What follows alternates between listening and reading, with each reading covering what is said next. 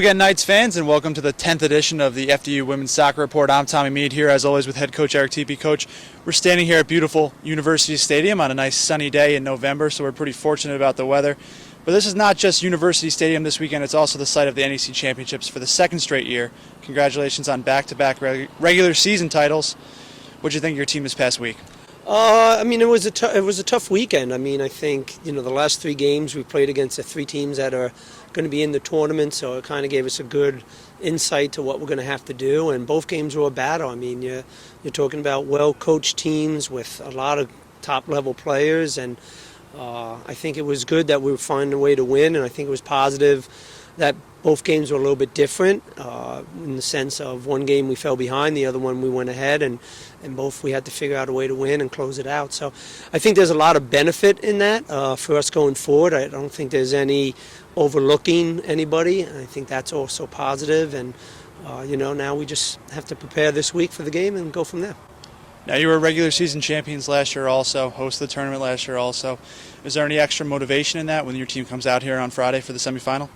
No, I think the motivation is to win the tournament this year. We're on it's just about Friday. We can't worry about Sunday yet. We have to find a way to win Friday, and if we win the game Friday, then we have a way to look at Sunday's game. But we can only be thinking about St. Francis now. I think if you start thinking about what happened last year or what could happen ahead, you lose sight of what's in front of you. And we're talking about a team that is well coached. They have a lot of good players. They knock the ball around well.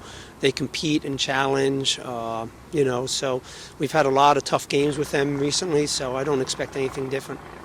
Now, Elma Kalinovich picked up NEC Player and Rookie of the Week honors after having 5 points over the weekend. She's just one of a number of dynamic offensive players for your team. What's the impact of having so many players who can go up the field and score? Well, I think the biggest impact this year is that we've been battling injuries from the start, and I don't think we've had the same starting lineup 2 games in a row all year. And I think the fact that they step in and do the job allows us to still succeed. And this past weekend we were missing players in both games and still found a way to win. And I think that says a lot about the character of the team.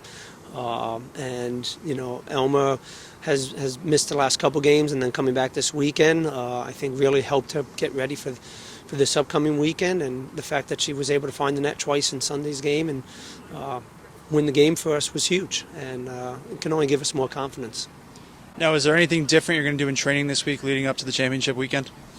No, I think we'll talk about some little things that happen in the game, but I think at this point of the year, your team is pretty much set where they are. I think it's just for us just trying to stay sharp, make sure that we have our players healthy, and just get ready to go. And that's all we can do at this point. So I think it's just really managing them more and having them fresh and playing at the highest level more than trying to implement anything new at this point.